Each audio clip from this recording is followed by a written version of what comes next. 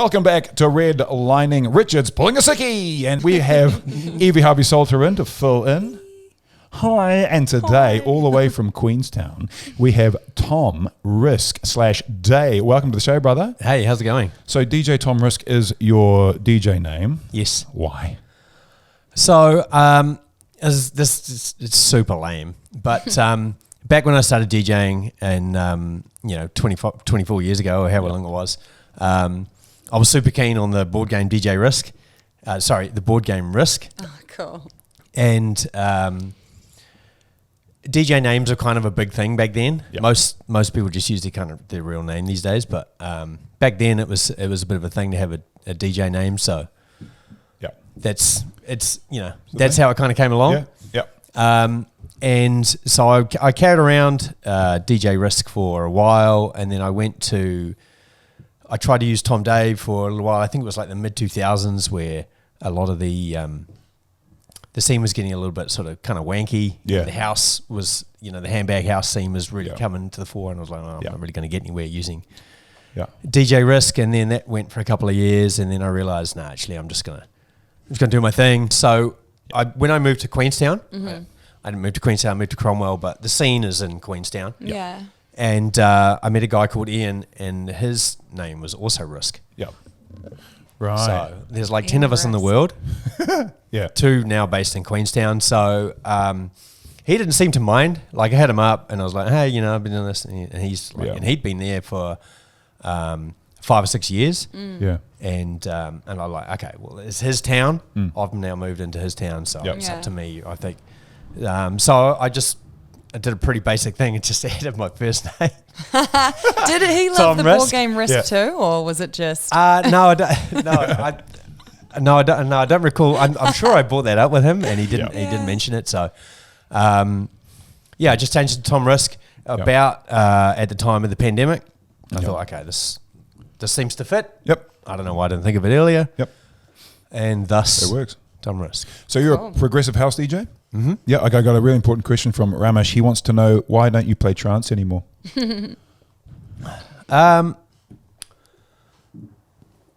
That's a good question. I guess I just got over it. Yeah. I started off playing trance. Yeah. When I first started, this was back in 2000. And I might as well go from this. I might as well go from the start. I was working at an electric store called Electric City, and they just started stocking Gemini turntables. Cool. Yeah. And my old man had a whole lot of like 70s and stuff like that kind of records, Michael Jackson, Eagles, and things like that. Yeah. Earth, Wind and Fire, I think, was another big one. Good band. And I thought, I'm going to take these in and start playing around with them. Yeah. We had a display set up, and about the same time, I was getting into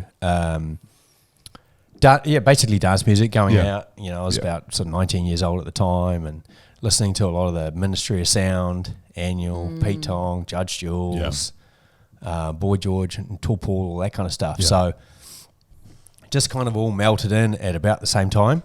Yeah. And so where was I going with that?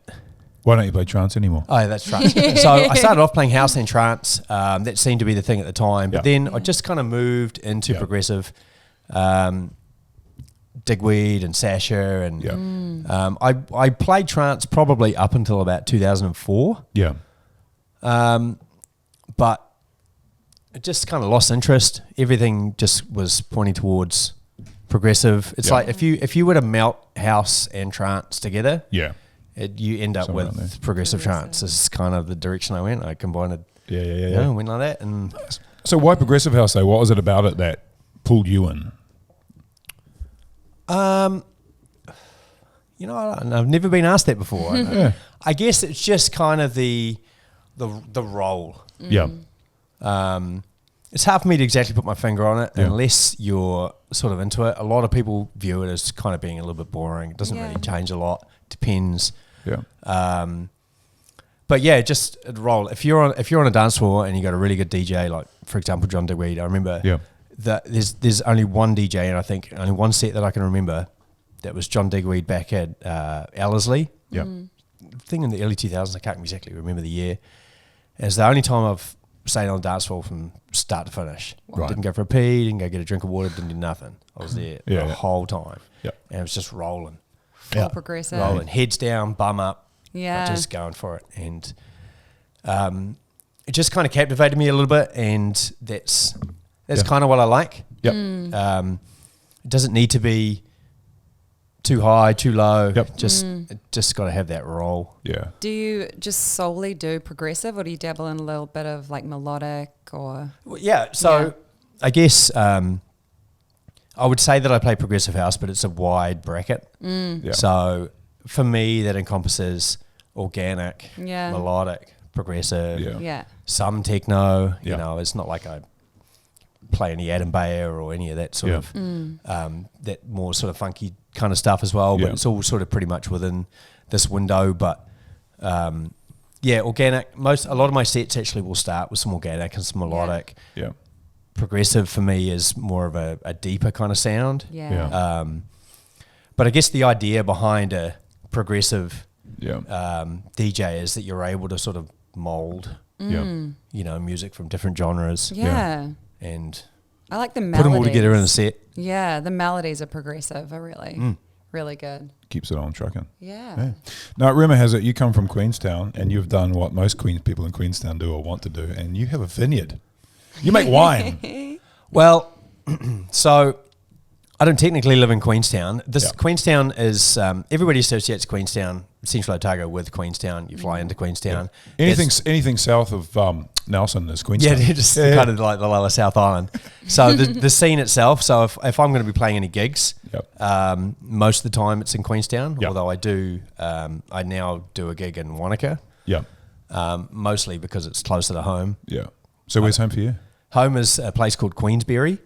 Oh, never heard of that. Queensberry. Not many people have. Oh. So it's halfway between Cromwell and Wanaka. It's about 20 minutes from Wanaka. Oh, Yep. wow. Most people know Wanaka. Yeah. So I'll sort of go with that. Yeah. You'd be surprised about how many people actually don't know where Cromwell is. No. I love Cromwell. Yeah. It's great. Cromwell, that's wine country. That is the heart of Central Otago wine country.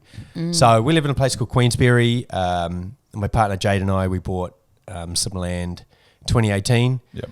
We were living in Auckland at the time, and we'd been together a couple of years, and she was super keen on vineyards, and I was kind of like a budding wino as well. And she'd always wanted to have a vineyard. She'd been in yachting for quite a while, and it was just something that she was interested in. And I thought, okay, well, I got nothing much going for me. I'm in my mid-30s now, and sort of divorced, and looking to do something else in my life, and I thought, yeah, great. Okay, let's do it. What have I got to lose? So basically we sold up, bought some land. So you were in Auckland or up here, and then you sold up here, and then you moved down there and bought the land. Yeah, living the so dream. we were living in Cromwell for a while. We had the land in Queensberry, but obviously just rocks and gores. So it wasn't really suitable for us to move into.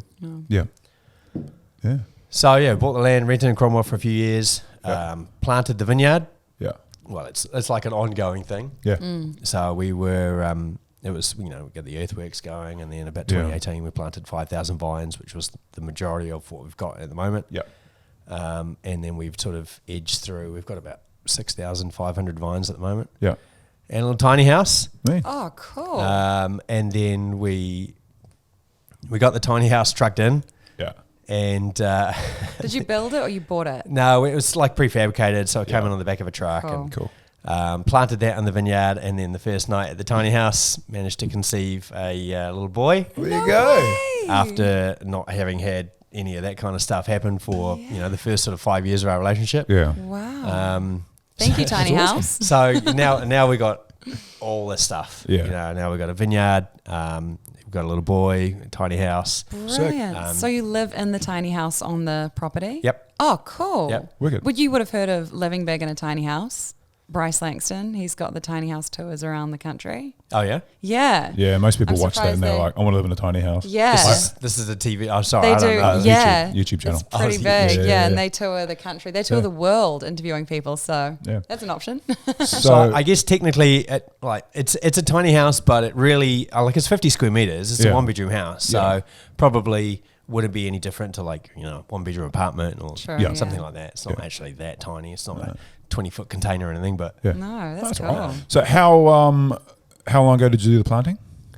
so we planted at the end of 2019. 2019. So you're bottling now? You've been bottling?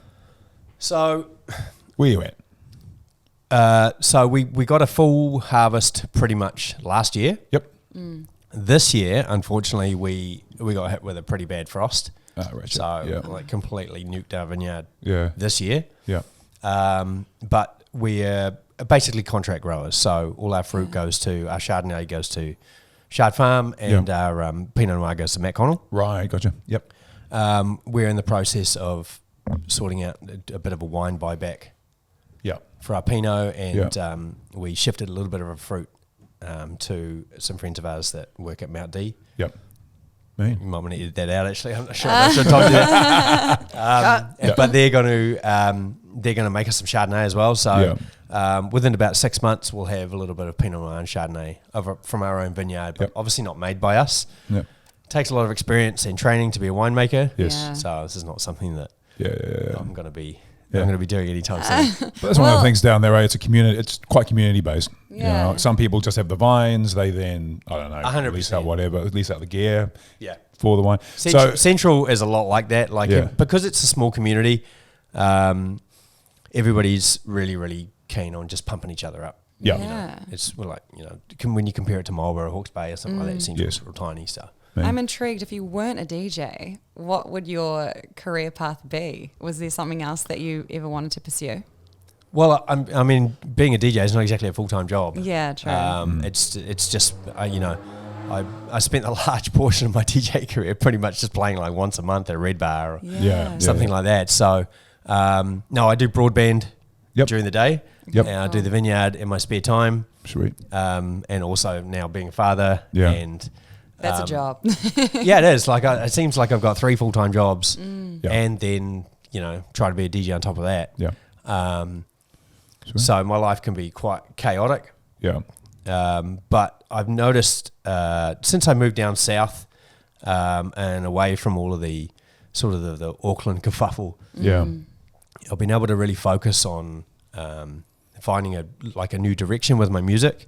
And now with everything else going on, of course, with the baby as well, there's some sanctuary in my music. Being able to stick your headphones on and just like, okay, I'm just going to do this for a couple of hours. Yeah. And I'm actually getting more enjoyment out of my DJing now, the last couple of years, than I probably ever have in 24 years of playing. Man. Now, did I see a video of you DJing in a vineyard? Is that yours? Mm-hmm. That's your vineyard? It is, yeah. Sick. So I do a fortnitly radio show on Drop FM. Yep. Shout out to Sam. Sam. And so in the winter it's pretty boring. I've got a tiny little house and I pretty much just have the camera on the decks. Yep. But it's a fortnightly show, so it goes all year. Cool. But obviously in the summer, it allows me to get outside. Yeah. And just make a bit of a show. Now I see you brought a bottle of wine. Crack it open. I saw it. I did. So we're going to do some wine. Live where did wine these tasting. glasses come from? Wow. Cheapos. Something you prepared earlier. So what do you got? What do we got? What I've got here is this is kind of funny because I actually do a wine review during my radio show. Oh, cool. So the radio show is called Pinot in Prague. Nice. And I also plan at some stage on doing an event at the vineyard, like a mini kind of festival, not a full-blown festival, like 3 or 4 days or whatever. But we've got a really, really good space where we are. Yeah. And the way that we've kind of set up the house is that the vineyard rolls around it. Yes. So we've got a good area where we could host like sort of 300-400 people. So if you were to do something like that, would you BYO, or would you try and get the whole facility, get it all going, toilets and all We're that still trying to shit? work through that. Yeah, still working through it? Yeah. The idea is to feature some local vineyards. I've spoken with a few. You'd actually be surprised about how many sort of ravers, old school ravers there are in the wine community around Central Otago. Yeah. And I pitched this idea to a couple and they're like, sign me up. Yeah. Brilliant. Side trance, it's not really my thing, but this is where a lot of these festival kind of style guys come from. But there's a lot of there's a lot of that in the wine community. So the goal is to run some kind of a festival or event where I can feature both progressive house and wine tasting from some of the local vineyards and call it Pinot and Prague. So you say awesome. Pinot, is that your favourite tipple of wine? I'd have to say so, yeah. Pinot and Chardonnay. Hey. Yeah. Chardonnay during the day, Pinot Noir at night. I can do Pinot Noir, absolutely. Give me bottle. I can't do Chardonnay, man. Nah. I don't know haven't had the right Chardonnay. Actually, no. I have had some good Chardonnay, but it's just too risky. Oh, yeah, there was an amazing vineyard down there that did a good Chardonnay. It was really like smoky. Yeah. And almost like burnt. It was good. I have had a few good ones, but 9 times out of 10. What's this one? What's this? So what we got here, now it's not anything special. It's not from my vineyard or anything like that, but this is from a place called Charcoal Gully, which is about 10 minutes down the road from my place. And the reason I got this is because they've still got a bottle of 2014 on the shelf. Now, I don't know why it's not moving. Yeah.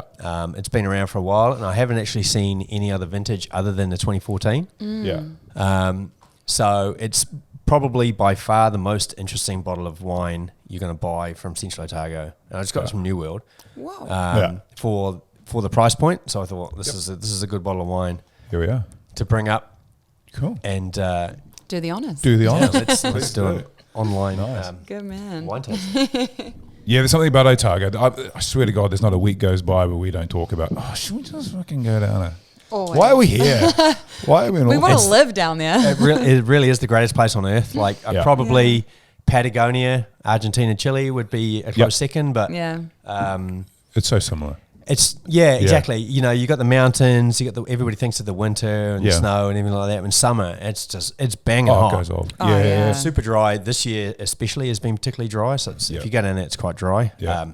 Brown. My favorite time of the year is actually autumn down there. I think it's beautiful. It's stunning. Yeah, we've gone down quite a few times, filmed commercials down there. It is very, very nice. I even find in winter, thank you, it's not bone-chilling cold. It's that dry cold nice. Where it's up here like negative 1 degrees and you can actually handle it. Yeah, Auckland's terrible. Mean. I can't wait. Sorry, Richard. Give it a you're little not here. Swirl. Too bad. Well, Richard doesn't drink anyway, so swirl it around to look pretty. Now, what are your guys' connection with the dance music? Either of you DJ? Yes. Yvie is a progressive house DJ. Well, yeah, really? Cheers, by the way. Cheers. Thank you. Now, what I want you guys to do here is just to give us a little bit of a review, if you can. Sure. What I'll get you to do is to start with just to have a look at the wine in the glass. Yeah. Oh, you can read it. It doesn't matter. But look at the legs. Just so you have a look at the wine and you give it a smell. Describe what you smell and then describe what you taste. You go first. It smells quite fruity. You can definitely tell it's older, like 2014. It's got a very sort of ruby kind of colour to it. Yeah. It's not purple. Usually purple would indicate a slightly younger wine. Yeah. Ruby, if it's got some rusty notes coming through, then it would indicate a little bit of age. Here we go. Very fruity. A little bit sort of smoky on the nose there. Yeah. Smoky. It's not fruity. It's definitely a little smokier, drier. It's actually really nice. Oh, that's smooth. Oh, damn. That is very smooth. It smells fruity. Really spicy on the nose. Yeah, it smells fruity, but it doesn't taste fruity. Oh, jeepers. You're driving in tonight. No shit. Makes a great radio, doesn't it? Yeah. Oh, that's awesome. It really does. That is beautiful. Oh, it has not a nice little burn as it goes down as well, but not like too. Yeah, that's called indigestion. No, that's good. Acid reflux. I'm getting old. No, that's really. So that's sort of medium acidity I'm picking up. Like it's not too acidic, not that you would expect from a young Pinot. It's probably had a little while to settle down in the bottle. Yeah. For me, that's really well balanced. It's not too acidic. It's not too sweet. No, it's just very. You don't get that sting on the tongue with I find with younger wines you do, but I guess because it's been aged, it's that's really nice. But it's not too fruity. It's not plummy. I wouldn't know how to describe that, to be honest. It's got a good amount of tannin. Yes, for a Pinot Noir as well. It's quite dry on the tongue. There's some sort of secondary notes there, a little bit of spice, some fruit, like a touch of jam maybe, but Yeah. Almost like a plum jam. If I was to say there was a jam in there, I'm getting a plum jam. Not a cherry jam or a raspberry jam or anything? No, plum. 10 years old. That's decent. That's really good. Yeah.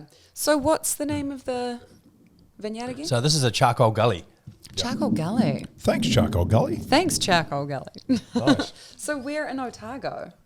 So this is in a place called Lowburn. Lowburn. Loban. Probably actually more Parkburn. Yeah. And you're probably thinking, what's with all the burns? That I believe that is an old sort of Scottish name for the stream. Yeah. Which is basically, so you drive up the road from Cromwell to Wanaka, and every 2-3 k's there's a different burn. Something burn, something glen, burn, There's glen. an Amersfield burn. You may have heard of Amersfield. Yes. Oh, yeah. I don't know whether the vineyard was named after the burn or the burn was named after the vineyard. But there's an Amersfield burn just after the low burn. Right. Yeah, Amersfield's good. Every time we go to Queenstown, rather than turning left, we turn right at the intersection and go straight to Amersfield for a drink. So how do you feel? That's lovely. Living down in Central Otago, there's a smaller scene down there, so you keep yourself occupied by doing live streams, that sort of stuff every 2 weeks. You were saying, how do you fill that live itch, like actually getting amongst a crowd? Well, pretty much throughout my whole career, I've pretty much just had to put on my own gigs. Yeah. Progressive is a relatively kind of niche sound. Yeah. And there's a lot of house and techno. Yeah. And a lot of promoters that will label their gigs as house and techno, there's plenty out there.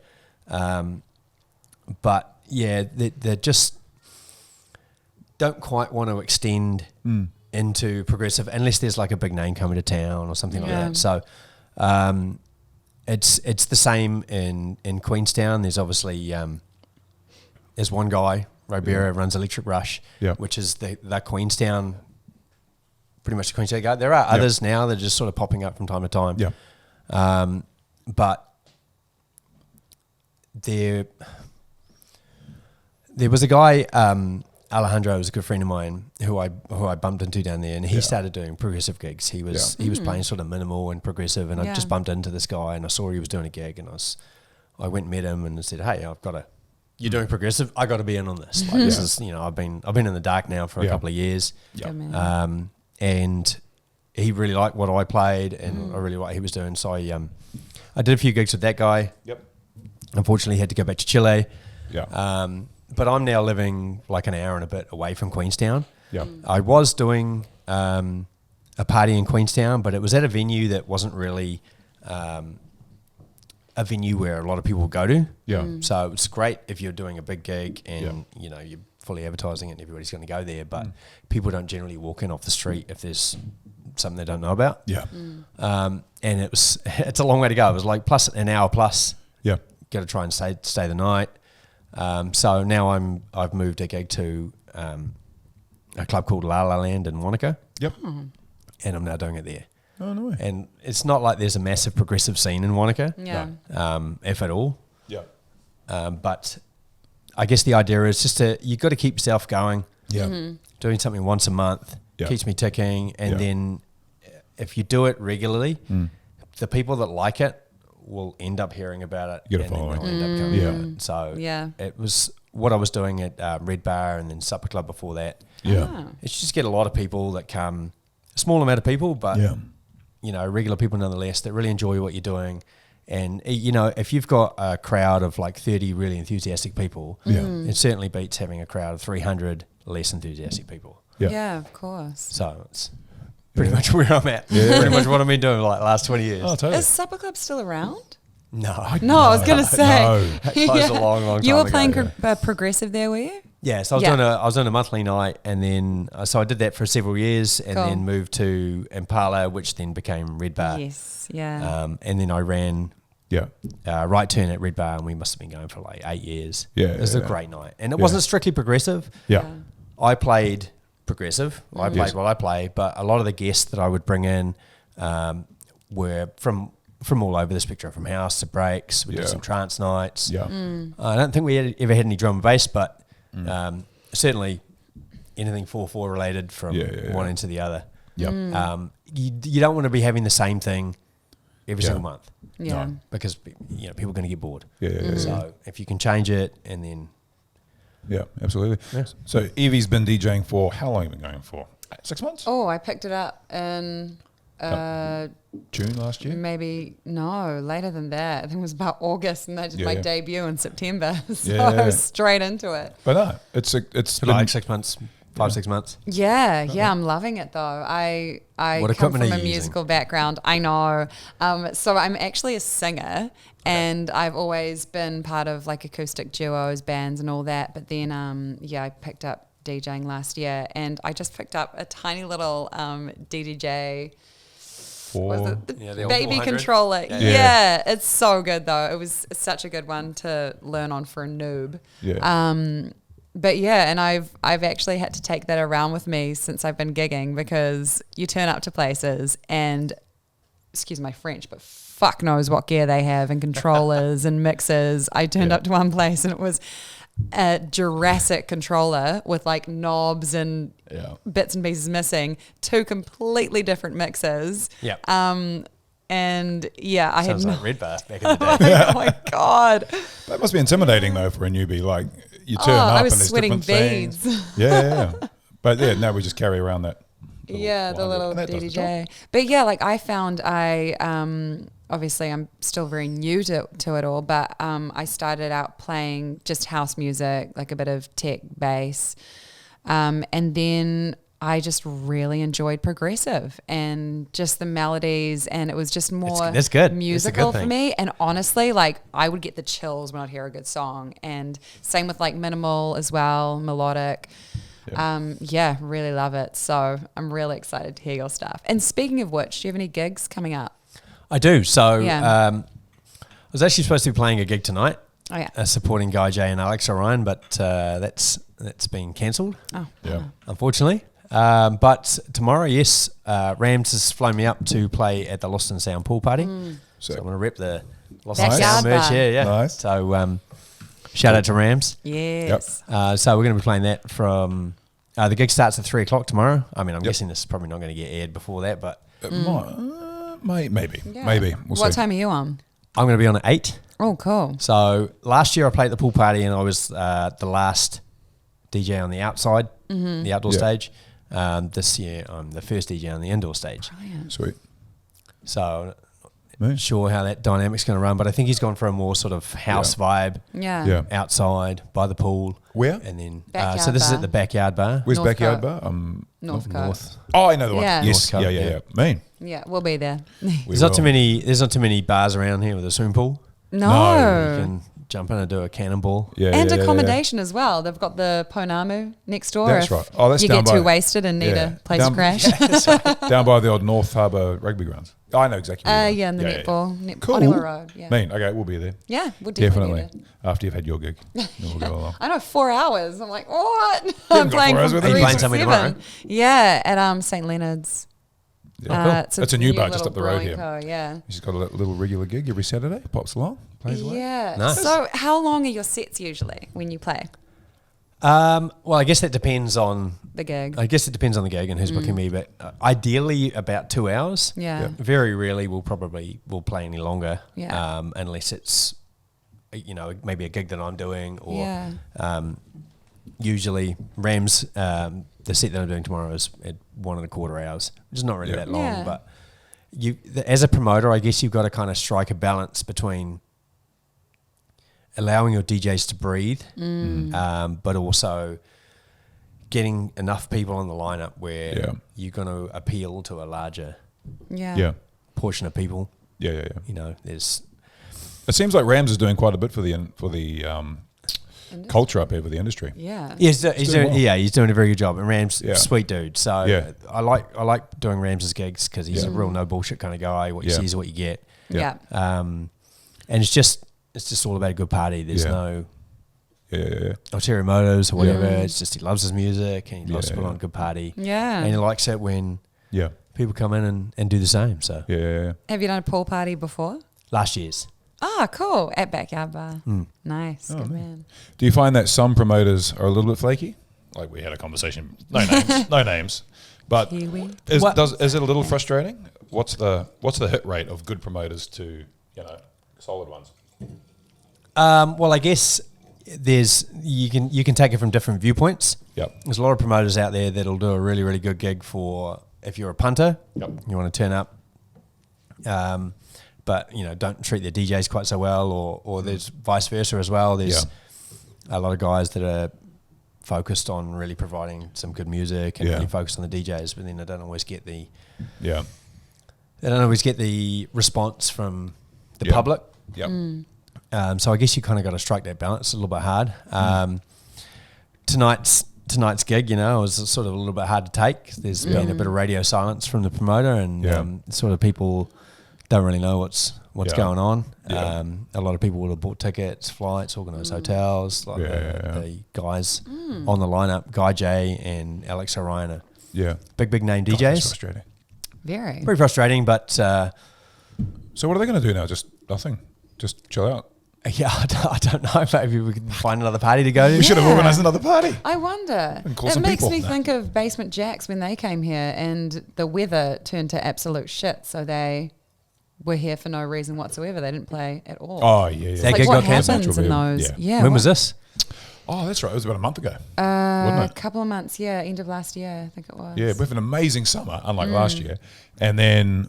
Oh, bro, last year was horrific. Where were you? So I was in Otago. We had the greatest summer ever. But that's the last I'll talk about that. Rub it in our faces. From what I understand, it wasn't so good up here. Oh, Hawke's Bay. We don't want to go there, do we? No. Another wine country. But we had... so there was this, one couple of bad weekends earlier on this year or toward the end of last year, and Basement Jacks was supposed to play at one, and we were heading along, and that got canned. Yeah, bummer. Gone burgers. Yeah, that's a real shame. But so what have you got? What else have you got coming up? So you've got tomorrow night at the pool party. Have you got anything else planned over the next week? Well, I'm supposed to be supporting Sasha. Yep. On the 28th of March. Yeah. Sasha and Frankie Wah. Man. But where's that? Right. That's at the ATS Centre, Hanua Rooms. Yep. But I guess we'll wait and see if it still goes ahead. Yeah. And then I'm obviously doing my monthly night in Wanaka. Cool. Yep. But at this stage, because I'm flying up and I'm leaving my partner and our young baby behind. Yeah. And it's been a pretty busy February. So 2 weeks ago, I came up for Dimension Festival. Yep. Shout out to Federica. That was a great party. Yeah. And then last week in Wanaka, I hosted DJ Aragorn. Yep. And so February's been pretty busy, and I kind of need to go back home. And I'm up in Auckland for this weekend as well. And I kind of flew up at night early, thinking that I was going to be playing a gig tonight, and then obviously tomorrow night as well. So I'm back home on Sunday. Yeah. I'm leaving Jade and Vinny by themselves. So I was going to ask, how do you balance that, the family life and touring? Well, I'm still trying. Still I guess learning that. I guess the answer to that is not tour so much. Yeah, nice. I mean, it's not like I'm touring all the time. No, really. I come out to Auckland. I played a gig in December, and then I've got two. Yeah, I was obviously Northland, and now this weekend, and then maybe if the end of March goes ahead, that'll probably be it for the winter, and then we'll see. I guess we'll see what happens. There's a difference between sort of flying up for the night, but it's living where we live. Yeah, it's not just taking a 2-hour flight. Then you've got an hour to drive to the airport, and then it basically takes a whole day to travel from one place to the other, and then you got the traveling back. So it's not like so worth it living there. Going in and out to the club, on a Friday night. Yeah. Is there an extra season during the winter down south? Can you take advantage of the snow season? I certainly hope so. Yeah. Wanaka, I mean, Queenstown's busy all the time. Yes. Short, save for like a couple of months between sort of Easter and winter. Yeah. Whereas Wanaka, I think there's a lot of ski bunnies that base themselves in Wanaka. Wanaka's got a very winter season and summer season. Yeah. So I hope so. Yep. Yeah. But I mean, that's where I'm going to be. Yeah. Good or bad. Yeah. I'm going to be there. So if it's good, it's good. Make it happen, Tom. Tom can make it happen. He can make anything happen. I mean, I'll I'll be there. I'll open the doors, and there's going to be a lot of people there. It's great. Do you dabble in production at all, or are you just solely a DJ? No, I don't. Producer. I I remember shout out to Nick Neela, who's a very good producer. Every time I see him, he always asks me this question. He's like, "Hey man, you should really get into production." Yeah. And I don't even have enough time to do what I'm doing at the moment. So I would like to. I mean, I got a lot of ideas, but also there's so much music. This is going to sound a bit stupid, but there's so much good music out there being made by all the other producers. I don't even have enough time to play that. Or opportunity or sets. Yeah.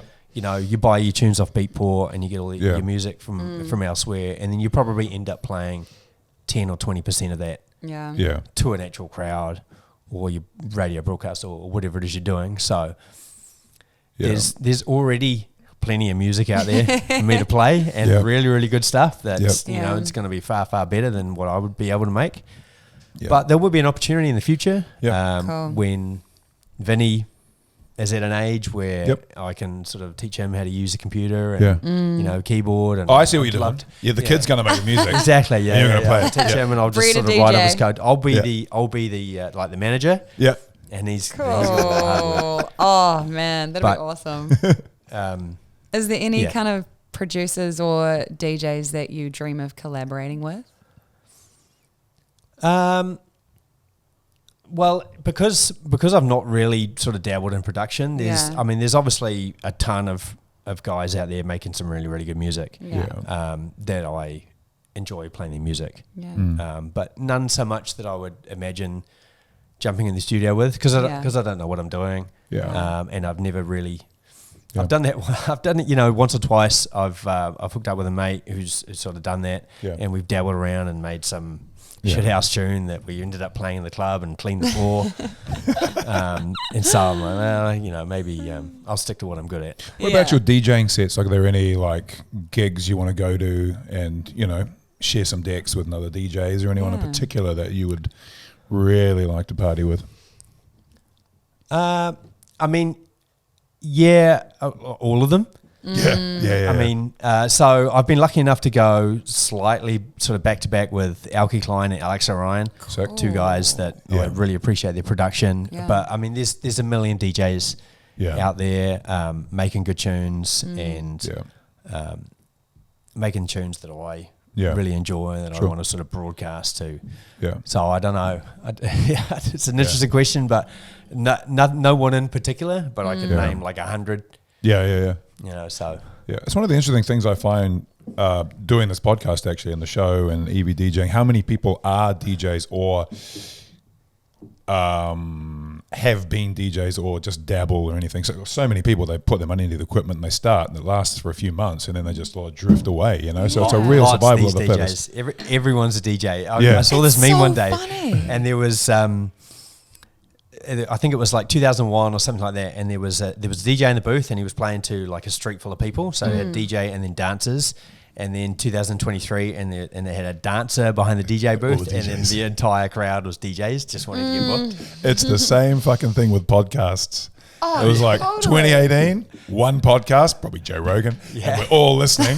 Come to now, it's like there's one person listening, and they're trying to get through all the different podcasts. It's hilarious. Man, I know. Every second person you speak to is like, I'm a DJ. Yeah. That's what technology does. It is a bit like that, yeah. I mean, this is my first podcast, so... Cool. Oh, really? Yeah, well, it won't be your last. Hopefully. No, it won't be your last. I hope not. No. But that's one of the things, like technology becomes more accessible, easier to use, for better or for worse. And there's a lot more opportunities for people to dabble in it, but you still, as they say, it's like you can give a monkey a wrench, not necessarily going to build a car. So, it's I've cool. not heard that one, but it sounds legit.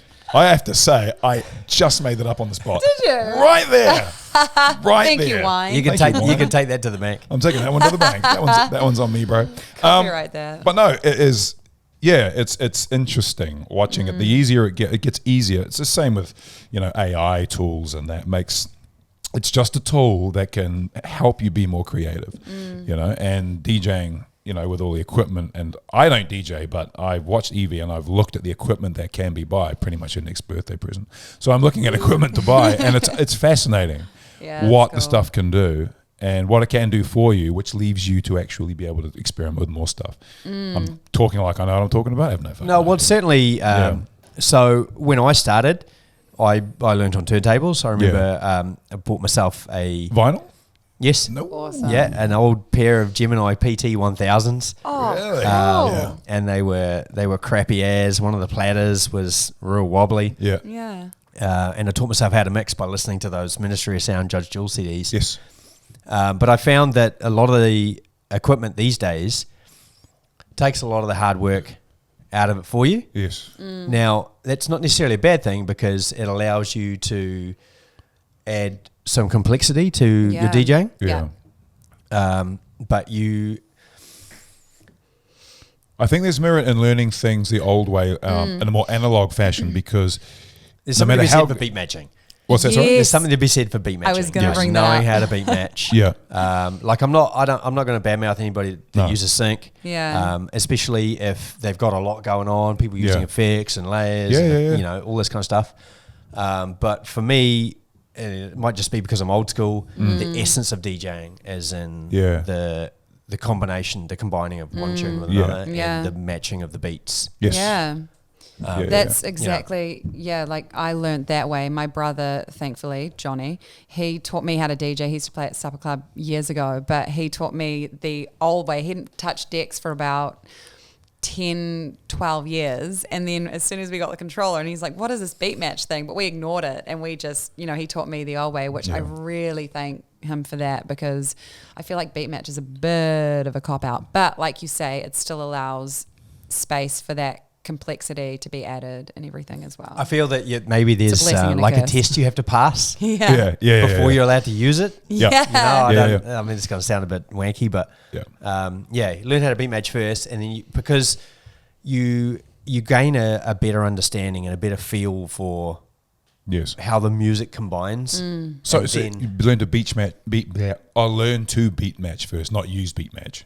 Yeah, Learn how to you do learn it, to yeah. beat match. Yeah. Oh, So yeah. Sorry, ideally, I guess Yeah. it's a bit like driving a car. If you were to pass your turntable test, Yeah. if you can learn to mix on turntables, Yeah. and then If you can drive a manual, you can then drive an automatic. 100%. There you go. 100%. Yeah, you're going to be able to learn to drive a manual, and then your Porsche can be automatic. You can do whatever you want. Yeah. I think, you're but passing also the test. there's something to be said as well. If you do learn the analog way, or there is, if things go wrong, your Exactly, beat yeah, match yeah. doesn't work, or someone throws you a tool that doesn't have beat match or something like that, you can still work your way through it. You can still fix. You're able to fix things at a base level. You don't become That's reliant on. Yeah. Yeah, 100%. And the amount of DJs out there that can't hook up a set of decks or hook up a speaker or a stereo, like I feel like that should be part of the job. Yeah. You've said the same thing. Yeah, that's why I'm not going to come to your next gig. So next time something goes wrong, you're on your own. Throw me in the deep end. Yeah. Yeah, I think that There's something to be said for you that. need to be able to set up, Yeah.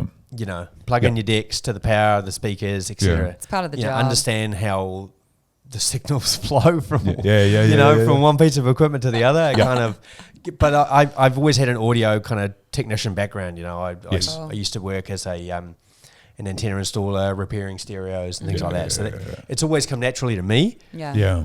And I knew that sort of before, and I don't know whether that actually helped when I went into DJing, understanding audio.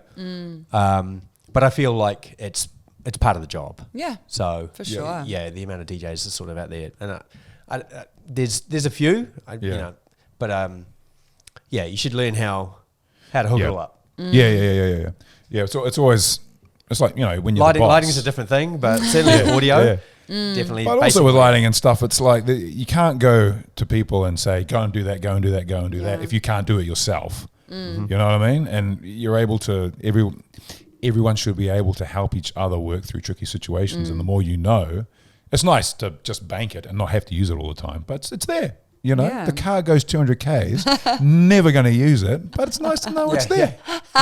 It's good to know. Yeah. So when did you make the transition from vinyl turntables into digital? What was that transition like for you? It was about 2004. Yeah. And pretty much about the time that the internet came about and people started pirating music. Ah, true. Who would do such a thing? I mean, that's. I mean, I'm sure there's plenty of other DJs in the same boat. And buying vinyl is expensive. Yeah. It's hard. It's time consuming. Yeah.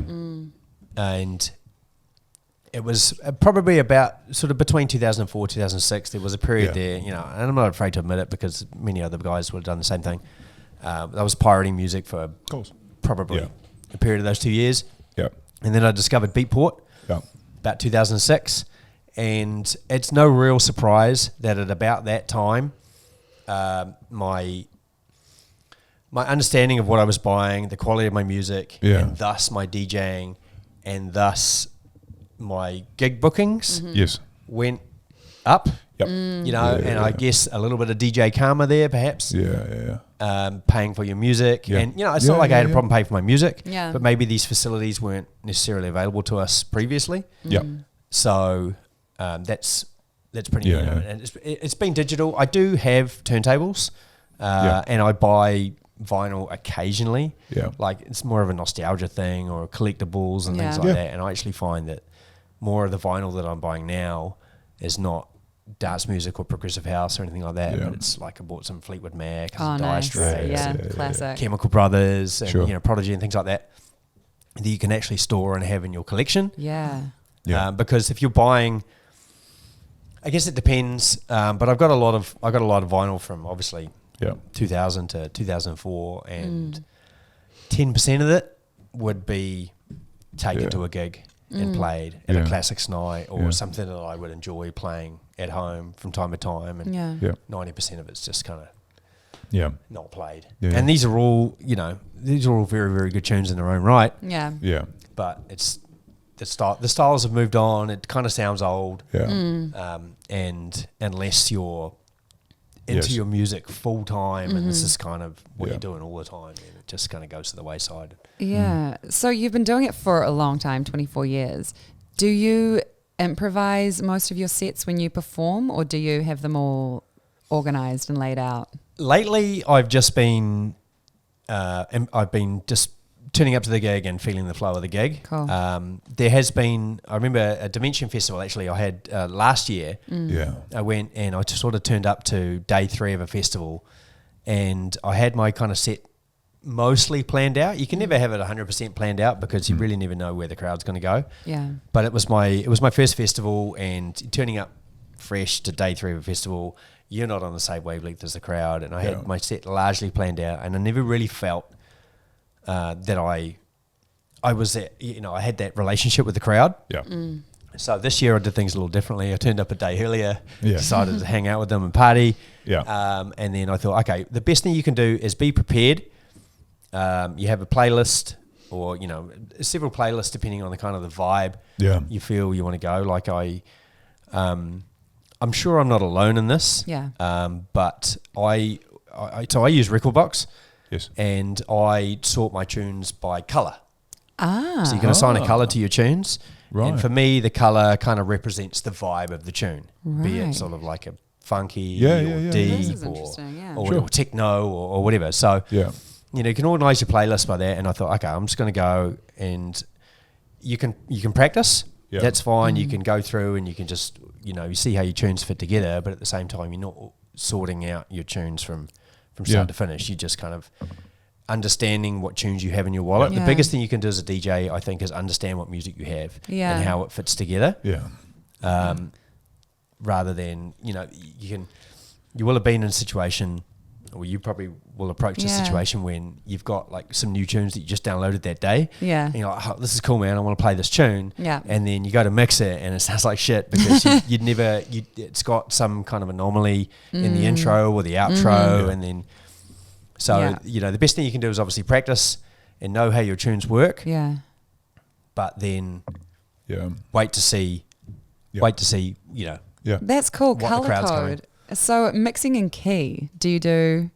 I do now, yes. So when I was playing vinyl and through the majority of my early years, I never mixed in key. But now, this is going to sound like a bit of a cop out, and I've been bagging people that use like equipment to do all the work for them. But that's exactly what your Pioneer decks do for you. So I use an XDJ XZ and an XDJ 1000.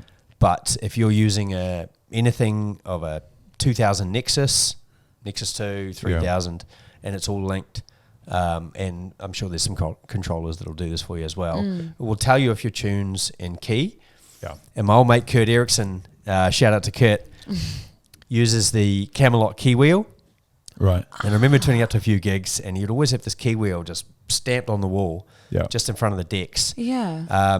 Most people will use the sort of the 1A, 1B. That's what I do. Yeah. So for some reason I don't do that now, and I use I label my my tunes in like A, B, Good A man. minor, whatever. So the way they fit together makes a little less sense than if you were to use the numbers, because the numbers, the one goes into two goes into three, yada. Whereas your A kind of works with D and it's E real musical and then theory. B, and it's like I never played piano. Yeah. So if you played piano or guitar, I mean I tried to play guitar, but I wasn't very good at it. We all did. Yeah, that's right. So you understand more then The chords, if you how these tunes fit together. So largely it tells you if they're going to work. Yeah. Now, of course, this is not a blanket rule. No. And I've caught out, I'm sure many of us has, where you thought, oh, sweet, the machine tells me this is going to work, and it doesn't work. Yeah. And then other times it tells you it's not going to work, and it does. Yeah. So it's up to you to be able to figure that out. Yeah. But so I'll largely play tunes that are in key. Cool. But if there's something that I want to play that's not a direction that I want to go in, that I feel is needed, then I'm just going to have to kind of shoehorn it in there as best I can. And you can either I like being progressive. I like long mixes. Yeah. But sometimes that's not always going to work. So when you say long mixes, it's playing most of the track and then mixing another one into the end of it, or usually around sort of about 2 minutes before the end of the tune. Yeah. You throw things. So usually your mixes around sort of a minute and a half. Some of the old school DJs back in the day, those 12-inch mixes. Some of the mixes were like 4 or 5 minutes, and you can. You can use your loops and things like that, so you can extend your mixes, and ideally, that's what you want to do. But it's it varies from mix to mix and tune to tune. So you're a tech head. Have you got any purchase regret? Are there any is there any equipment that you could absolutely not recommend, not enough? Any equipment that you've bought which has been just like, what the fuck did I spend that money on? I probably wouldn't put it like that. So I had a set of... I'm mirroring because I've bought a lot of equipment. What the fuck? I've not actually bought really that much equipment. Right. So I've only really ever had, over the years, turntables, a mixer, and then I bought one of those CMX 3000s, which is like a deck-mounted CD CD player. And that and that served me through for 10 years. Sure. Until I upgraded to the Nexus CDJ 2000s. Yeah. And I had that and a DJM 750 Mark II. Yeah. And I thought, I want to upgrade. Like I felt like I needed 3 decks, or I felt like I needed something a little bit more. It was it was a good setup, but it was still pretty basic.